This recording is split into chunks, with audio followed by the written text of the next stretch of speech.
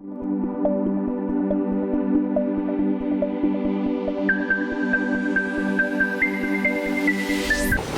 amigos, una vez más gracias por este espacio que nos brindan a fin de poder estar en contacto con ustedes, siempre buscando poner a su disposición experiencias de emprendimiento o herramientas que les permitan a ustedes desarrollar su emprendimiento.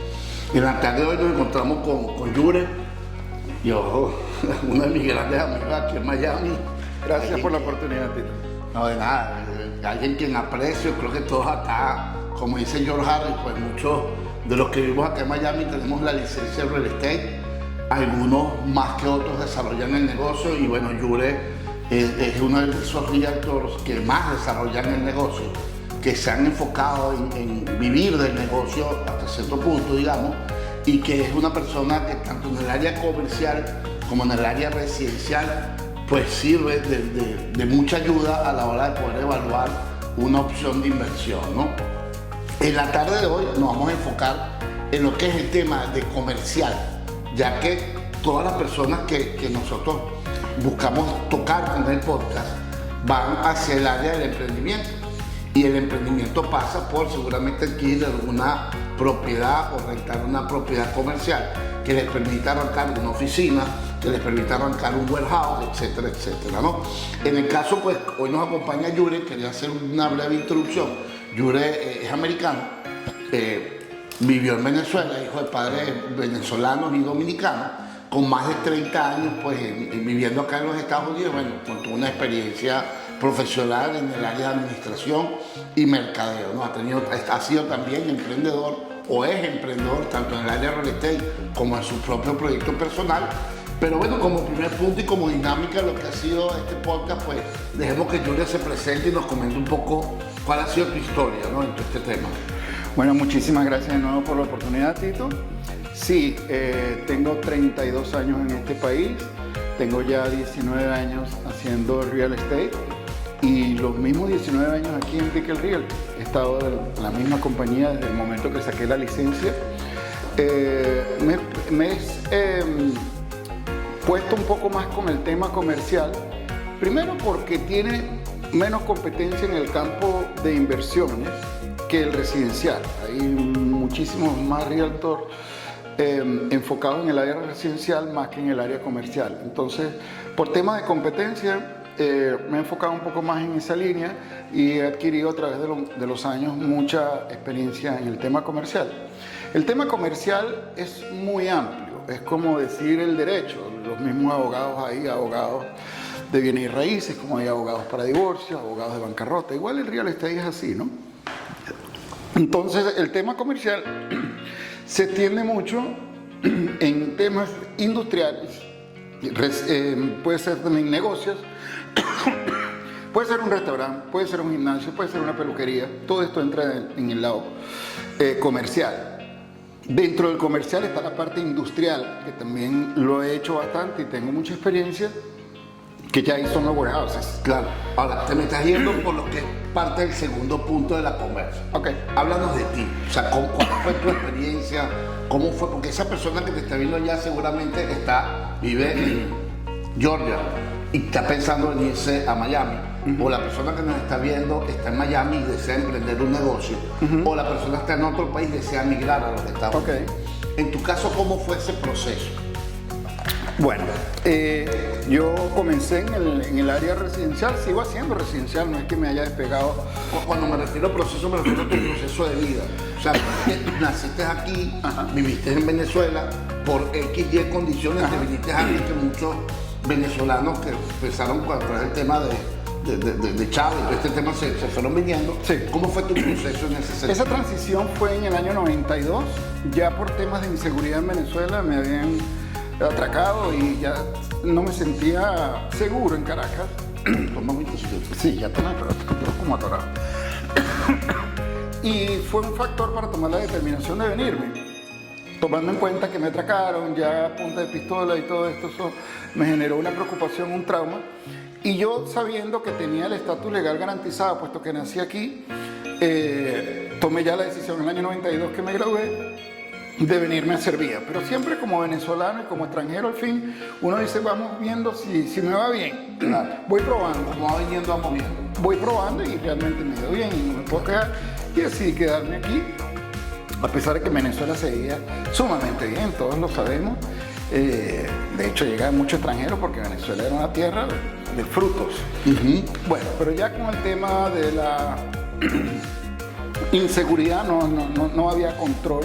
Y ya luego con este tema de Chávez y todo este comunismo que está montado en Venezuela, pues con más razón aún, aquí uno está en tierra de libertad, ¿no? Ok. Entonces, En este proceso de estos 30 años acá, un poco llegaste, estudiaste, creo que tuviste una empresa o tienes una empresa. yo tengo una empresa de exportación aún de electrónica, Sudamérica y Centroamérica. Y paralelo al real estate la he manejado. Luego entró mucha competencia, entraron los grandes, Best Buy, Brandsma, y cómo compiten uno en electrónica con gente tan grande. Claro. Entonces he dedicado más tiempo al tema del real estate y obvio, a lo que tú le dedicas tiempo le sacas resultados. Claro. Hay un tema que yo he tratado como de hacer enfático, y de hecho en la comunidad tenemos inclusive un taller que creamos para compartirlo de manera gratuita con todos los que formamos parte de la comunidad Producto Latino, tiene que ver con la planificación. Okay. Yo creo que y soy de hecho uno de los que actualmente vive ese tema. Hemos cometido muchos errores en tomar decisiones en el proceso migratorio de lo que vamos a estudiar, la inversión, etcétera, porque no hemos preparado un plan. Exacto. Entonces, para aquellos que de verdad quieren hacer una programación un poco más formal, a través de la comunidad van a poder acceder a una serie de cursos, pero una serie de cursos gratuitos, contenido gratuito que te permite desarrollar tu plan y ponerlo en láminas, etc. Hay un taller que les daremos el link acá en la plataforma, ¿no? Pero desde el punto de vista tuyo, ¿qué opinas sobre el tema de tener un plan para el éxito? Hay que tenerlo. Si no tienes un objetivo, si no tienes un plan y no trabajas en función a él, es difícil saber cómo llegar a donde quieres llegar. Es un tema de trabajar poco a poco en un plan ya estipulado a mediano, corto y largo plazo. Entonces, ir cumpliendo metas, aunque uno no vea los resultados a un principio, hay que seguir persistiendo. Definitivamente esa es la clave. Y en este transcurso de 30 y pico de años, digamos, ¿qué cosas puntuales puedes como definir como recomendaciones, así como la planificación? Pueden haber otras, ¿no? Claro. Yo creo que aquí es el país en el cual tiene que estar planificado para, por ejemplo, que hablamos ahorita, un carro nuevo significa una deuda. Sí. Lo puedes ver como una deuda, lo puedes ver como una herramienta. Un carro nuevo, por ejemplo, hoy en día, si lo vas a comprar, puedes pensar en cosas como que, mira, el carro lo puedes deducir de impuestos de la empresa si tiene ciertas condiciones. O sea, realmente esos tips que pudieses darles a algunos, que pudieses nombrar lo que ha sido tu experiencia de vida, ¿cuáles podrían ser?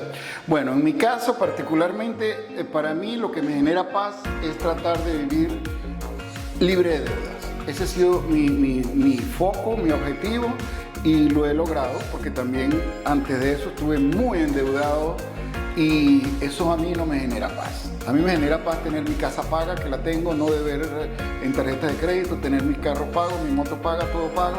Eso a mí me da mucha paz. ¿Se puede? Sí se puede. Lo que pasa es que hay que poner ese tema como prioridad.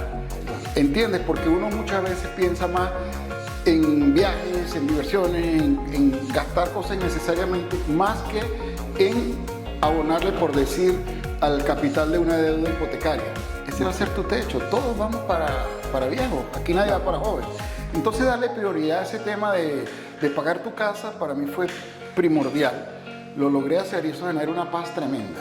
Claro. Tener un techo pago, ¿no? Porque a cierta edad ya uno llega Y estamos claros que la inversión inmobiliaria en el transcurso del tiempo es la inversión más estable. Por supuesto, es estable y te garantiza un techo y no...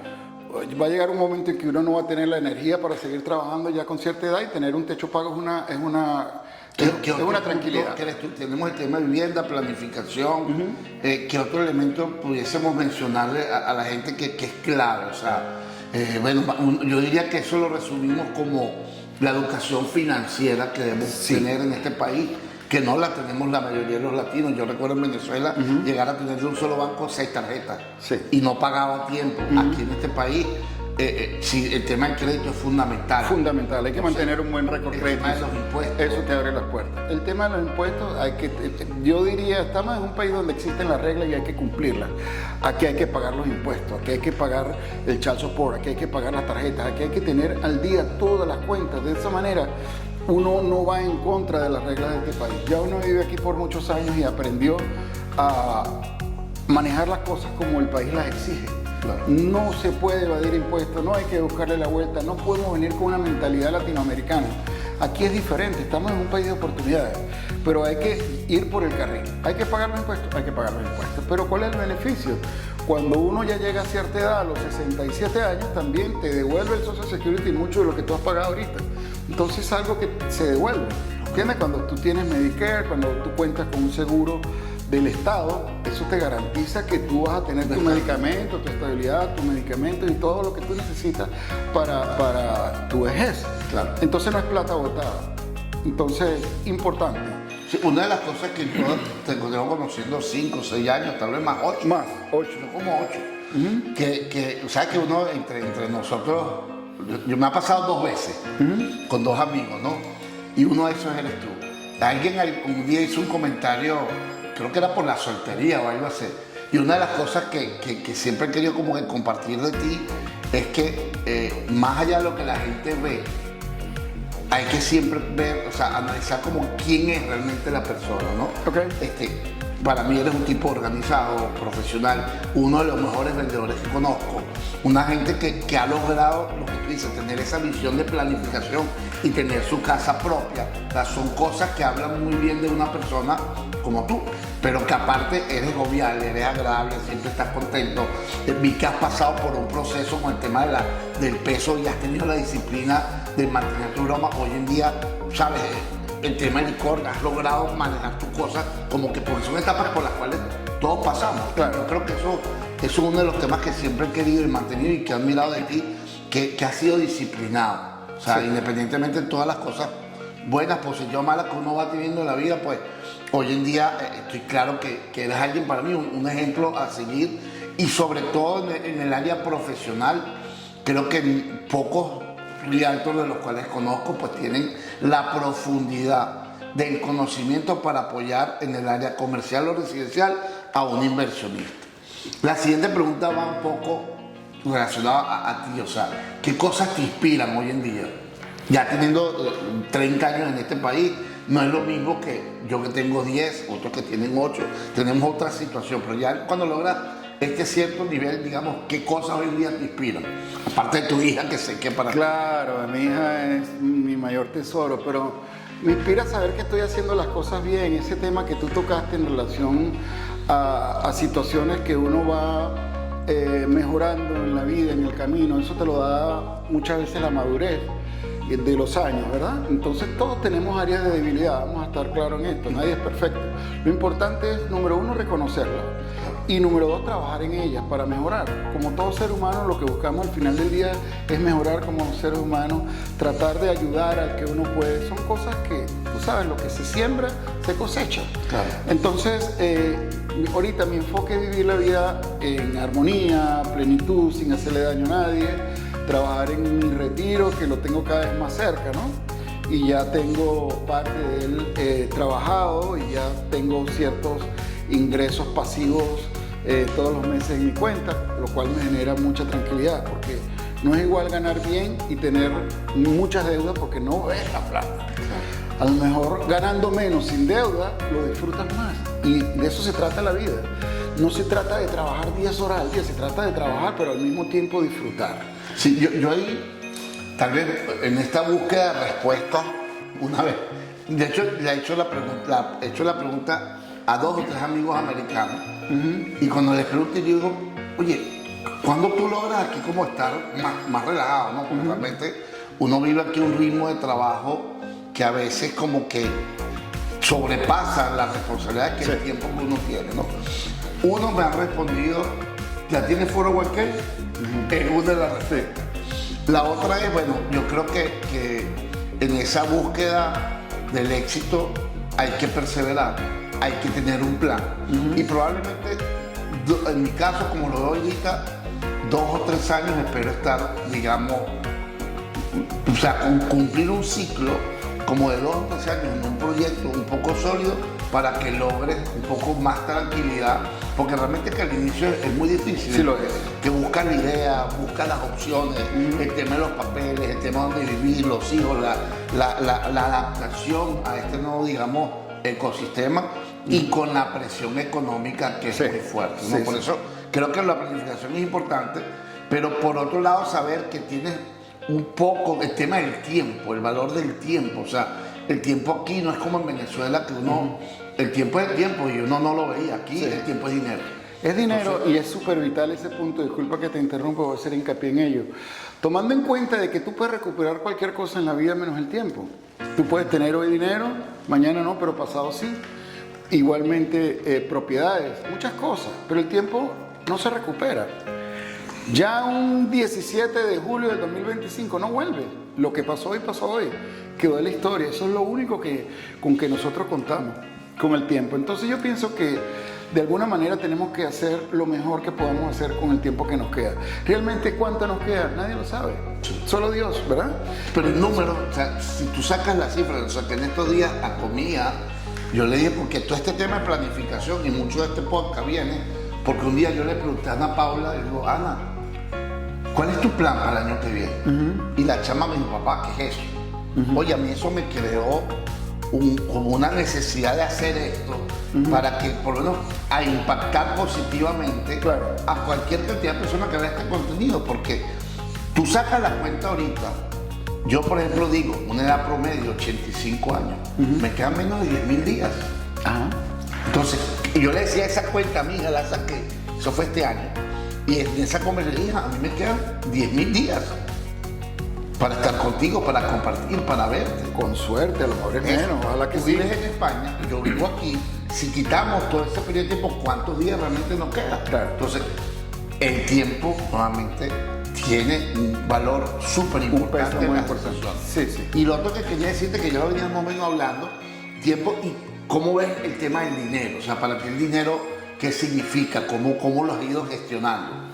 Pues chicos, el dinero es una herramienta sumamente importante, que es vital, sí lo es, porque no se vive de gratis, tenemos que pagar para vivir, pero no puede ser primordial que tu vida sea dinero, también tiene que ver la parte familiar, la parte de compartir con tus amistades, la parte de sacar tiempo para ti, para tu salud, para tu ejercicio, para hacer las cosas que te gustan, para salir a pasear en tu bote, etcétera, en la moto, en el yate, en el kayak, dedicarte tiempo a ti, todo es importante, entonces tiene que haber un equilibrio. Obvio, el dinero da una tranquilidad, es muy satisfactorio tener tus cuentas pagas, voy a hablar de mi caso personal, tener un ahorro, un colchón que te garantice tener para pagar tus día a día por cierto tiempo. Eso genera mucha paz. La paz se traduce a felicidad. El dinero es importante, sí, es muy importante, pero no lo es todo.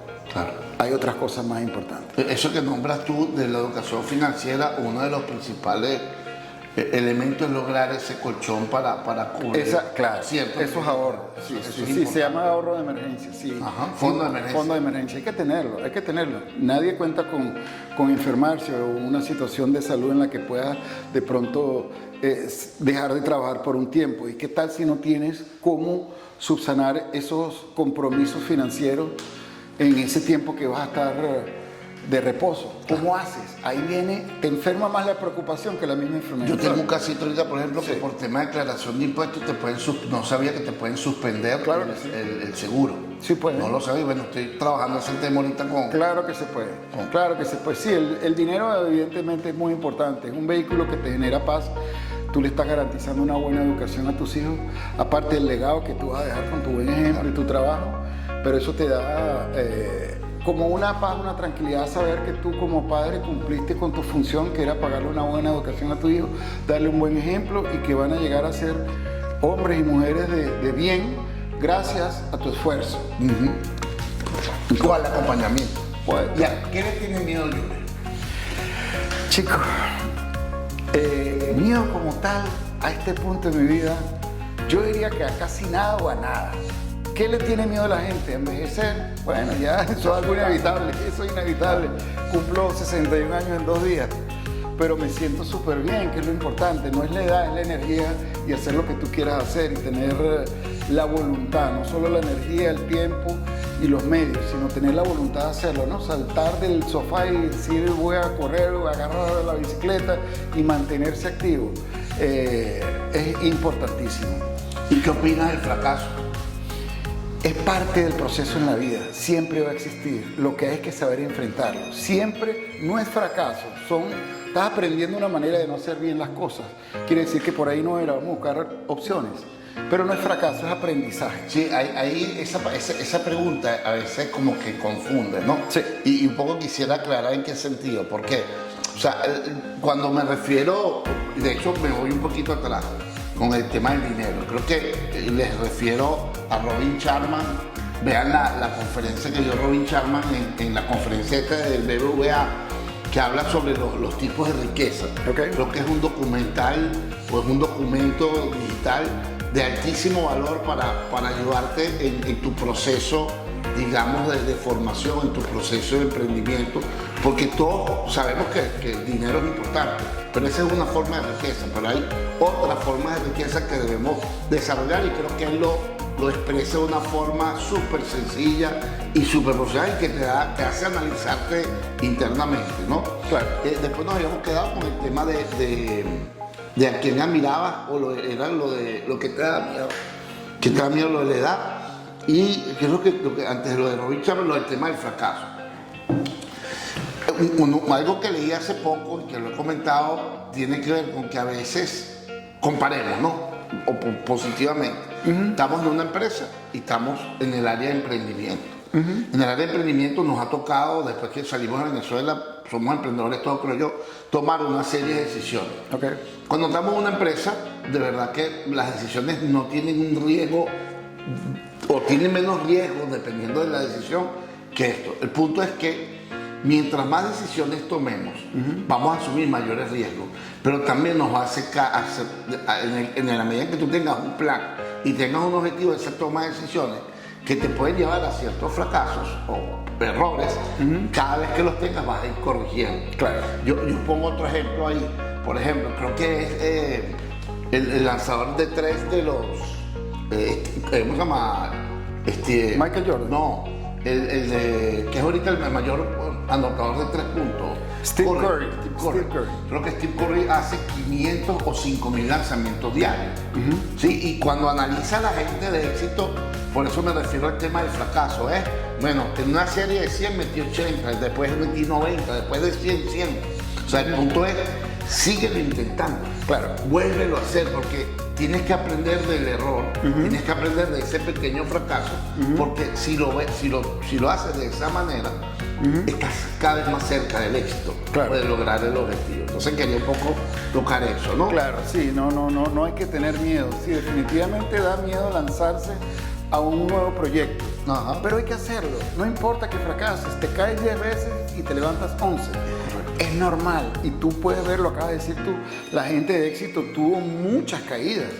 Y persistió, y persistió, y persistió. Y tú que eres deportista, los que te gustan full los deportes, creo que, fíjate, en el béisbol, siempre lo toco, tener un promedio de 300 significa que bateas. Pero dejó de batear. Para tener 300, deja que batea 700. Sí.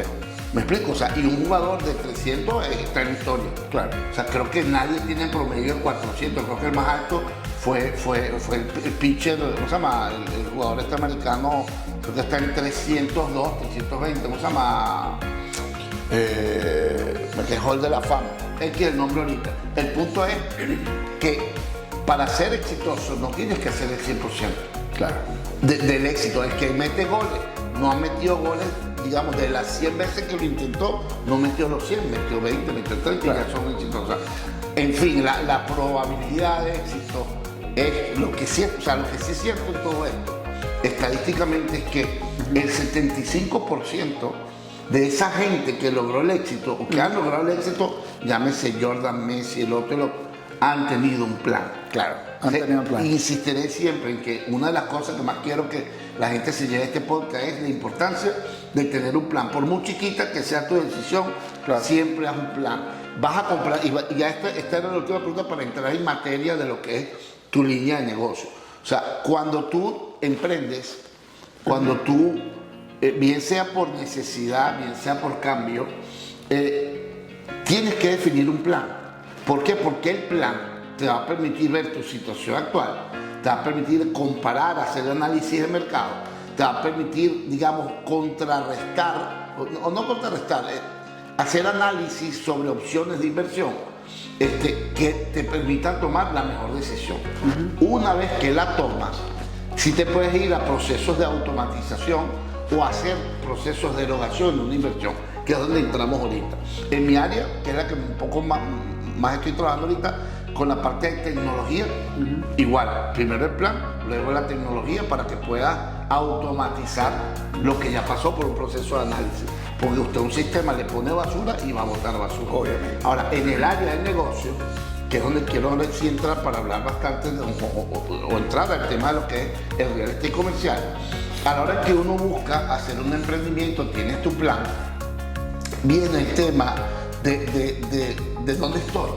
O sea, empiezas en el garaje de tu casa, eventualmente en la oficina de tus padres, si tienen oficina, pero en algún momento tienes que buscar una propiedad inmobiliaria donde tu sede exista, donde de hecho hasta por temas legales necesitas una dirección fiscal real donde te llegue la información, materiales, donde tu compañía sea ubicable físicamente, ¿no? Claro. En ese sentido, y partiendo de que en real estate hay un mercado residencial y un mercado comercial, ¿cuáles son las principales diferencias que tú podrías escribir en base a, mira, esto es el mercado residencial, esto es el mercado comercial, para después irnos ya por la línea residencial? Ok, mira, hay varios puntos a considerar en este tema. En el caso de personas que ya tengan una empresa aquí, hablando particularmente en el área industrial, gente que está pagando muchísima plata por una renta de un warehouse o un galpón, como le dicen en español, 1000 veces la recomendación es comprar. Lo que pasa es que existe mucha desinformación y la gente piensa que comprar es muy difícil. No saben que, igual que FHA, que son planes autorizados y respaldados por el gobierno, FHA es en residencial, existe también SBA en comercial. ¿Qué quiere decir SBA? Small Business Administration Program. Ese tipo de préstamos es para empresarios que pueden demostrar que ya tienen más de 2 años funcionando con su empresa, entonces el gobierno les permite entrar con un 10% de inicial, porque en comercial la inicial es mucho más alta. Realmente es el 20, a veces el 30, va a depender, cada caso es diferente. Cuántos años tiene la empresa, cuánto factura, cómo está el récord crediticio de los dueños. ¿Hay un tope en el monto de los SBA? No. No. Puede ser de 3, 4, 5 millones un préstamo SBA. Bien. Pero obviamente la empresa tiene que demostrar que tiene las finanzas para poder pagar la mensualidad. Pero es un préstamo respaldado por el gobierno. Ok, entonces mucha gente no lo sabe y están pagando un dineral en renta. Y bueno, en el caso de personas... Y en ese caso del préstamo de SBA, suponte que yo tengo una empresa, digamos, hay que diferenciar a la gente que todavía no ha empezado su proyecto de cambio, y estamos hablando ahorita de la gente que ya tiene una operación comercial establecida durante un periodo de más o menos 2 años, que ya puede comenzar a optar por créditos comerciales. Creo que previamente es importante que tengan presente, porque lo he estado viviendo ahorita, traten de cuando abren su empresa, o si tienen una empresa, traten de pedirle lo antes posible una tarjeta de crédito. Traten lo antes posible de crear alguna línea de crédito para que la empresa comience a tener historial crediticio. Porque en mi caso de mi empresa me ha pasado que por no haber hecho eso, se hace más lento todo el proceso. O sea, es decir, hay que estar montado en la ola del tema de crédito desde que crea la empresa. Y después de 2 años, para aplicar este tipo de crédito. ¿Y cuáles serían los beneficios? Bueno, no es igual nunca pagar una renta que pagar algo propio. Primero le estás apostando a la plusvalía de la propiedad, que anualmente, sin miedo a equivocarme, un 10%. Tú compras un warehouse hoy, al año que viene ya cuesta 10% más de lo que pagaste. Ok. Y segundo, estás pagando algo propio. La gente cuando dice, pero es que los intereses, ok, sí es verdad, los intereses han subido en comparación a otros años, pero ¿qué interés estás pagando tú cuando rentas? El 100%, porque eso no va a ser tuyo nunca. Si el negocio está produciendo lo suficiente para pagar una renta, ese mismo ingreso te puede servir para pagar algo propio. O mucha gente no lo sabe. También que hay casos que se puede conseguir a través del vendedor que ayude con los gastos de cierre. También en muchos casos yo lo he logrado. Es ponerse en los zapatos del comprador y ver las mejores opciones que se le puede conseguir para que pase de inquilino a dueño. ¿Okay? Otro tema muy importante en el tema comercial, que no es ningún misterio, que los terrenos en Miami cada vez están más escasos, ¿correcto? Entonces los warehouses nuevos, por decir uno que estoy vendiendo ahora aquí en El Doral, más que tamaño tienen altura.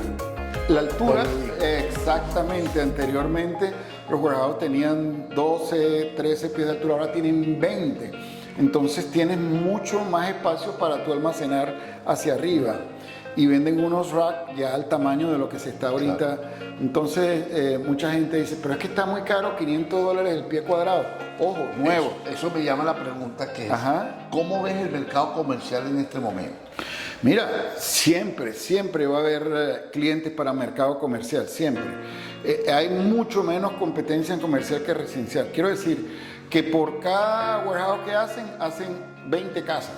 Entonces, siempre, al tú ser dueño de una propiedad comercial, siempre vas a tener un inquilino en el caso que sea para inversión, para rentarlo. Y si es para tu uso personal, pues mucho mejor, porque le vas a sacar provecho y vas a pagar algo propio.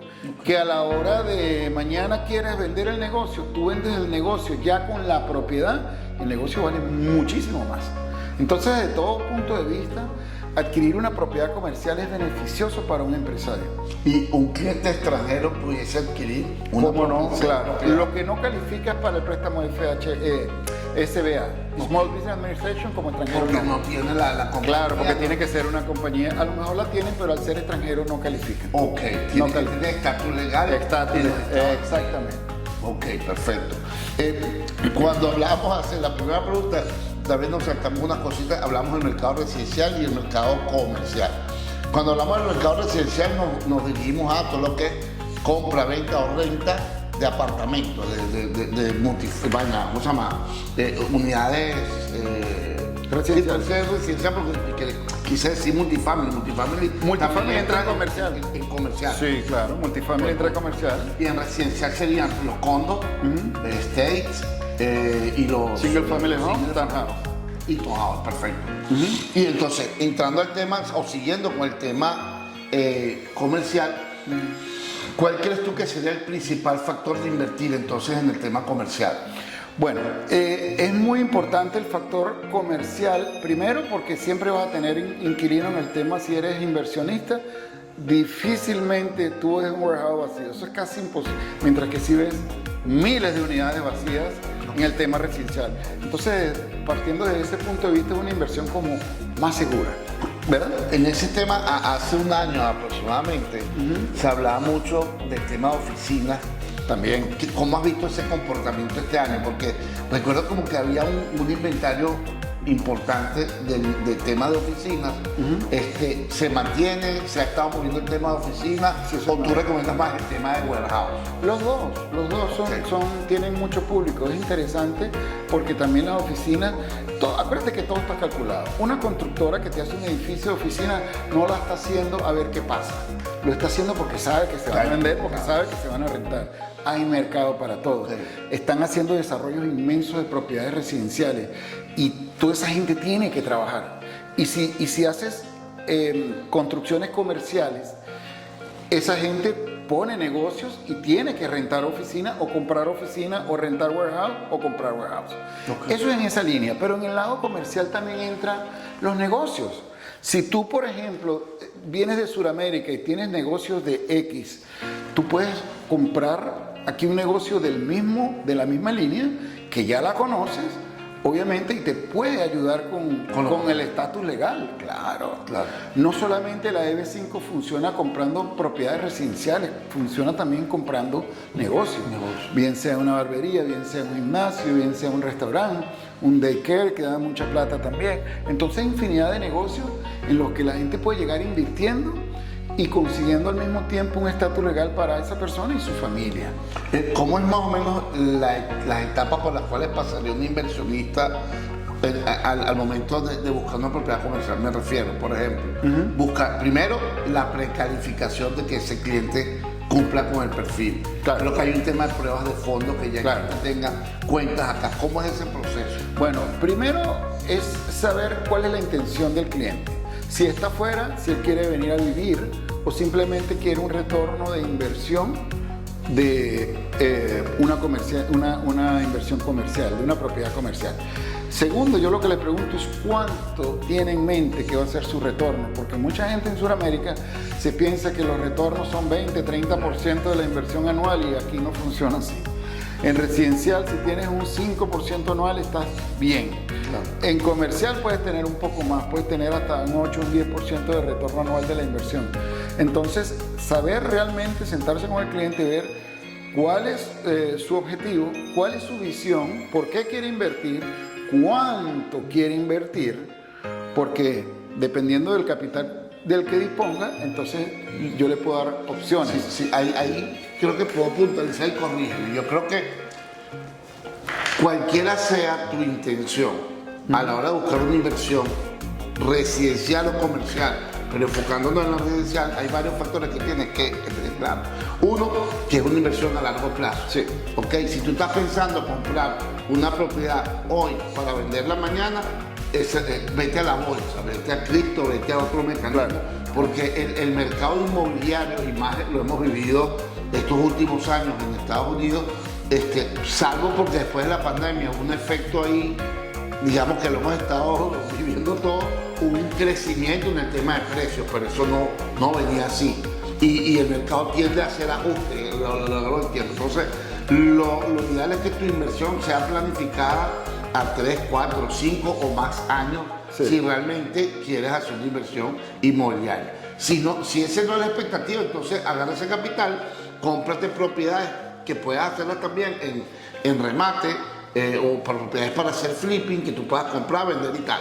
Porque ya cuando compras una propiedad en una urbanización, llámese Brickell, Doral, tal, hay un periodo de tiempo en el cual primero vas a estar compitiendo con las propiedades que se están desarrollando en el sector de manera natural. Entonces, hay un cliente a un año que tú compraste la propiedad, vas a querer vender tu propiedad, él va a tener como oferta todos los demás desarrollos que están cerca. Entonces, por eso el tema de tiempo es importante. Lo segundo, o otra de las cosas que la gente nos pregunta muchas veces es, ¿cuándo estoy listo para comprar? ¿Qué necesito? Y en mi opinión, que no es mi opinión, es un poco gente a lo mejor que sigo y que me he unido a ese criterio, yo creo que si tienes la oportunidad de comprar, compra. Cierto. El momento es ahorita. Cierto. Porque en este país tu crédito se puede caer mañana porque compraste un carro. Claro. Se puede caer porque, no sé, no pagaste una tarjeta. Entonces, si tú estás realmente buscando, de hecho, me lo preguntaba un amigo hoy, casualmente, que vive allá en Orlando. Tito, yo, compra. O sea, si estás listo para comprar, compra. A mí me han hecho esa pregunta muchas veces también. ¿Cuál es el mejor momento para comprar? Yo les digo, en el momento que estés listo es cuando es el momento de comprar. En el momento que estés aprobado es el momento de tomar la decisión e invertir. Si estás aprobado ahorita, si tienes la inicial, no lo pienses más. No lo pienses más porque es una inversión segura, es algo tangible. Tú estás comprando una propiedad que te está generando un retorno de inversión. La estás viendo. No es que estás poniendo en la bolsa de valores y se cayó la bolsa y perdiste un dineral. Esto es una inversión. ¿Qué puede suceder en una inversión de real estate? Que llegue de pronto un fenómeno natural y se lleve la propiedad, un huracán, por decir un ejemplo. Pero eso está asegurado. Tu plata está segura ahí. Y le estás apostando, si es a largo plazo, no solamente a la plusvalía de lo que la propiedad vaya subiendo anualmente, sino del cash flow que te genera mensual, que te ayuda a recuperar mis cálculos, en 2-3 años tú recuperaste la inversión de tu down payment y tus gastos de cierre y de ahí en adelante es ganancia. Entonces, eso es un fondo de retiro. Eso para mí da paz y la paz se transfiere a felicidad. Perfecto, muy buenísima reflexión con eso. Yo tengo por acá también como otra, se me pasó. Ok, y otro tema importante para tocarlo como punto es, ¿te permite una propiedad comercial procesar una residencia en los Estados Unidos? Sí es fiable, sí es factible. Lo acabo de mencionar. Sí. Puede ser, hay dos formas. Una es que tú compres un negocio ya funcionando, obvio hay sus parámetros, tiene que tener cierta cantidad de empleados, porque eso le garantiza al gobierno que tú le estás dando empleo a cierta cantidad de gente y estás contribuyendo con la economía. Eso es una forma de adquirir una visa de trabajo y te da la opción de una residencia a ti y a tus familiares con hijos menores de edad. Ya cuando son mayores de edad, cambia. Entonces, sí, eso es una opción que la gente le da tranquilidad porque muchas veces ya vienen con experiencia, bien sea de restaurante, de otro tipo de negocio en sus países, y esa sería una opción. La otra opción también sería comprar un terreno y construir. Yo le puedo dar toda la asesoría de Ese es un buen punto. muy buen punto. Tú puedes construir, bien sea un fourplex en el tema residencial que te garantice cierta cantidad de empleados por un año construyendo. Ya cuando tú compras el terreno, ya cualquier banco te financia la construcción. No tienes que ponerlo de tu bolsillo todo. Okay. Y le garantiza sea casa o sea residencial o sea comercial. Okay. Mi recomendación, que construya warehouses. Si compra un terreno de 20, 30 mil pies, la cantidad de warehouses que le equipan ahí, y ya luego tiene, cuando esté listo, la opción de venderlo o de rentarlo, o de vender una parte y dejar otra que le produzcan un flujo de entrada todos los meses. ¿Cuál es la otra pregunta? Cuando haces un proceso de compra, sobre todo en la parte comercial, lo he visto yo ahorita con el tema de la venta de las franquicias. Ok.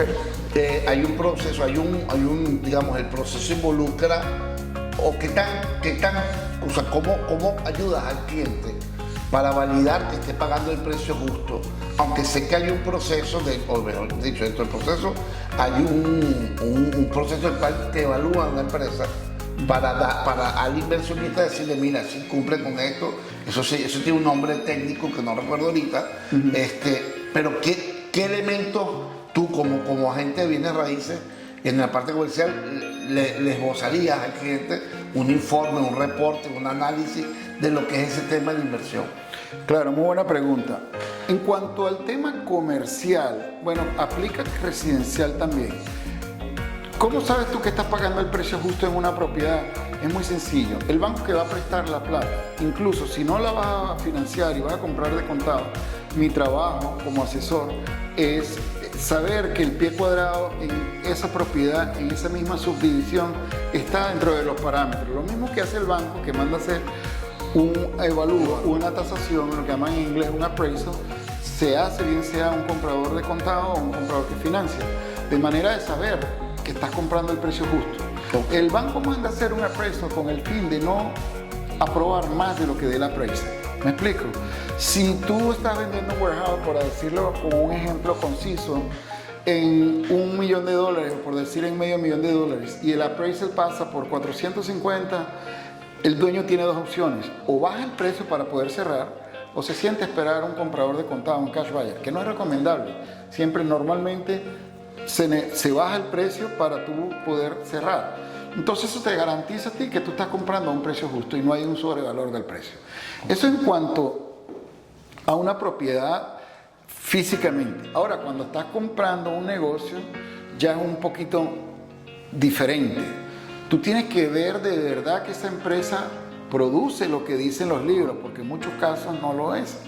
Entonces tú te tienes que hacer la pregunta: si es un negocio próspero, ¿por qué lo vendes? Claro. ¿Ves? Si tú estás vendiendo un restaurante que se la pasa lleno, no tiene sentido venderlo. Pero si hay casos, se quieren retirar o X. ¿Cómo se llama ese? No recuerdo, no sé si lo recuerda. ese proceso que se contrata un contador que hace el análisis de la empresa. Bueno, eso se llama el due diligence. Tú tienes que hacer el due diligence a tu cliente y eso le va a demostrar que tú sabes lo que estás haciendo.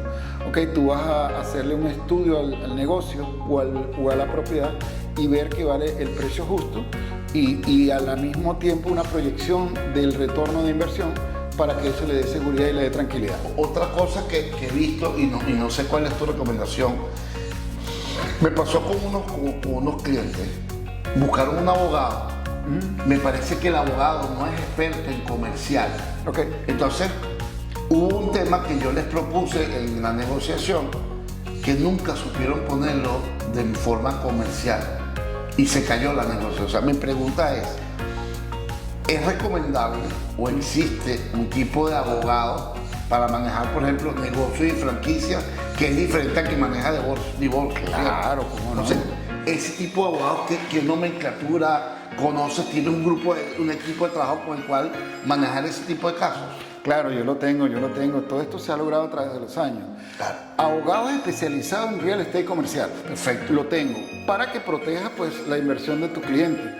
Acuérdate que tu cliente está confiando en ti y tú eres el reflejo de la negociación que él está haciendo. Si él toma una mala decisión, en gran parte es culpa nuestra. Entonces tenemos que cuidarnos muy bien de cada detalle, porque muchas veces no es que tú quieras hacerle el daño al cliente, simplemente por no saberlo, por ignorancia, te venden algo que no es lo que tú pensabas. Sí, y al punto que yo voy es, al punto que quiero llegar es, el abogado comercial debe tener una visión de negocio. Claro. O sea, es decir, primero que nada, si es radicalmente diferente la visión de un abogado normal, que no es del área comercial, cuando estamos hablando de negocio comercial. Porque en este caso que pasó, probablemente el abogado de divorcio vio la cosa con pánico, porque él está acostumbrado a manejar divorcio. Claro. Pero es que esto no era un divorcio, esto era una venta de un negocio. Entiendo. Y yo por eso nunca entendí y dije, bueno, ¿qué debe ser? Y el negocio se cayó porque el abogado que está poniendo... La propuesta era, para ponerlo en blanco y negro, era, señor, si usted en un periodo de tiempo no vende, no logra recuperar su inversión, yo te compro el negocio. Esa propuesta creo que nadie la haría comercialmente en muchos negocios. Okay. O sea, es decir, estoy tan seguro de que el negocio es bueno que si a ti te va mal, yo te lo pago y te lo compro. Eso era básicamente lo que yo quería poner en blanco y negro. ¿Qué seguridad? ¿Qué seguridad? O sea, dándote seguridad a ti como inversionista de que lo que yo te estaba proponiendo era. Claro. Eso no se pudo poner en blanco y negro y la negociación se cayó. Se cayó. Bueno, mira, mi recomendación siempre, porque yo puedo saber mucho de real estate, pero hay temas legales que realmente hay que ponerlo en manos de un experto, que es un abogado, ¿correcto? Entonces, mi recomendación ante mis clientes es, antes de tú firmar cualquier cosa, que lo lea un abogado especializado en leyes comerciales, ¿ok? Que son diferentes a los abogados de divorcio, a los abogados de bancarrota, abogados criminalistas. Cada profesión tiene su rama. Un experto, yo lo tengo, en leyes comerciales, que tú antes de que firmes, porque cualquier parámetro en inglés que tú no entiendas o que tenga diferentes significados, te pudiese perjudicar antes de tú firmar y aceptar las condiciones. Claro. Entonces un abogado te puede decir, sí, pero vamos a cambiarle estos términos, lo que cobra. Si cobró 400, 500, $1000, te puede salvar de muchos miles. Entonces, igual que el due diligence. Exacto, hay que hacerlo. No solamente hacerlo, que el vendedor te cerciore de que todo lo que tú averiguaste es cierto. Y fuera de eso, en el contrato, tú pones cláusulas en las que puedes sacar a tu cliente de contrato si no se cumple todo lo que el vendedor ofreció en ese negocio. Ok, eso le da una tranquilidad al cliente. Hay que ponerse del lado del cliente. Uno tiene que representarlo. Tú tienes que visualizar como que esa fuera tu plata y tienes que cuidarla. Eso es una cosa también importante que a veces yo le menciono a los clientes en cuanto hay una pregunta que se hace muchas veces los clientes y es, oye, ¿por qué usar un realtor? ¿Sí o no? De hecho, a veces piensan que es la respuesta ahí, para ser directo, es sí le recomendamos usar un realtor en cualquier transacción financiera, Comercial o residencial. comercial o residencial. La razón fundamental es porque él va a velar porque tu derecho se cumpla. Claro. Lo otro importante a saber, por lo menos en el área residencial, y ahora lo vemos en el área comercial con tu experiencia, pero en el área comercial sí o sí, todos los contratos que están avalados por la Asociación de Real Estate velan por el beneficio del cliente. Claro. Entonces, en el área comercial creo que se maneja de una manera diferente. Creo que no hay tantos estándares de contrato o cómo es el tema de contrato. Bueno, normalmente en una transacción comercial el contrato se manda a hacer ya de una vez con el abogado, porque ya él tiene el bosquejo y tiene ya los parámetros dentro de una transacción comercial que es muy diferente a la residencial, ¿no? Entonces él genera el contrato basado en el tipo de negocio, basado en el precio, y entonces ya normalmente el comprador o el vendedor también tiene su bufete de abogados que lo representa. Entonces entre abogados se ponen de acuerdo, cambiarle los parámetros que beneficien a ambos y que sea una transacción transparente. Para eso está la casa de título. ¿Qué hace la casa de título?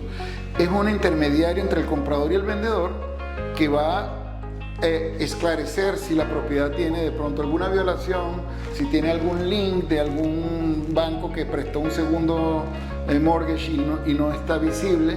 La casa de título cobra por su trabajo, pero va a ser un intermediario entre el comprador y el vendedor para que todos los parámetros estén transparentes a la hora de cerrar. Si la propiedad tiene algún link o alguna violación, se tiene que subsanar esa situación antes del cierre. Ok, perfecto. Bueno amigos, nada, en resumen lo que hemos visto hasta ahora, pues como han sido testigos, pues el mundo del real estate es bastante amplio y el mundo del real estate comercial, pues creo que requiere mucho más un apoyo de un profesional en la materia, tanto por temas de conocimiento de mercado. Y en mi caso lo vivo con Yuri, que yo también trabajo en el área del estate, pero todos los negocios que a mí me caen, llamo a Yuri y le digo, Yuri, tú eres el experto en la materia, y por eso estamos hoy aquí reunidos, pues porque creo que es una de esas personas que te pueden ayudar a canalizar cualquier requerimiento en el área comercial o residencial. Y bueno, quería dejar estos últimos minutos para que te despidas de la audiencia, los datos de contacto si los quieres dar, aunque te lo vamos a poner en la parte, en el mismo video vas a tener toda la información de acceso de Yuri. Ok, bueno, ya para finalizar y tocando el tema de la última pregunta que hiciste, ¿es necesario tener la asesoría de un realtor antes de tú invertir, bien sea en comercial o residencial? Y mi respuesta es sí, claro que sí, porque es que si tú vas a hacer unos taxes, tú vas a donde un contador. ¿Por qué no los haces tú? Porque tú no eres experto en contabilidad. Si tú necesitas una asesoría legal, igualmente te sientas con un abogado, que es el que te puede abrir los ojos y ver cosas que uno no conoce de leyes, ¿no? Igualmente, si vas a hacer una inversión comercial de alguna propiedad, asesórate con un realtor. Bueno, primero que mis servicios no le cuestan nada al comprador, porque los paga el vendedor. En el caso de estar del lado del vendedor, sí es bueno, porque pierdes mucho tiempo tratando de tú vender algo solo. No consigues el cliente calificado. Posiblemente el mismo realtor ayuda al cliente con el préstamo, cosa que el vendedor no lo sabe. Entonces, desde todo punto de vista, tener la asesoría de un experto a la hora de tú invertir en bienes y raíces es 100% recomendable. La experiencia cuenta y te puede hacer ahorrar mucho tiempo y mucho dinero. Así que aquí estoy a la orden en lo que haga falta, cualquier asesoría. Mi teléfono es el 786-326-4488. Trabajo en Brickell Realty hace 19 años. Tengo bastante experiencia en temas de real estate. Aquí estoy para servirles. Mis redes sociales son Yure Contreras Realtor en Instagram y Facebook igual. Y gracias por la oportunidad. No, hermano, muchísimas gracias a ti. Bueno, amigos, como siempre termino el podcast diciéndole una frase, y es que recuerda que el éxito no es para todos, ya que aunque está disponible para todos, solo algunos pocos deciden ir a buscarlo, y este espacio está dirigido a poder generarte contenido de valor para que tú seas una de esas personas exitosas, ya que creando estos espacios de networking todos salimos, digamos, beneficiados porque la conectividad pues cada día es mayor y en la medida en que generemos contenido, información de valor, pues vamos a poder contribuir a ayudar a muchas más personas y eso, digamos, se viene, digamos, de vuelta de alguna manera, ¿no? Entonces, muchísimas gracias, Yure, muchas gracias. Gracias a ti. Para temas comercial o residencial no deben llamar a Yure Contreras, estamos a su orden y feliz día. Gracias.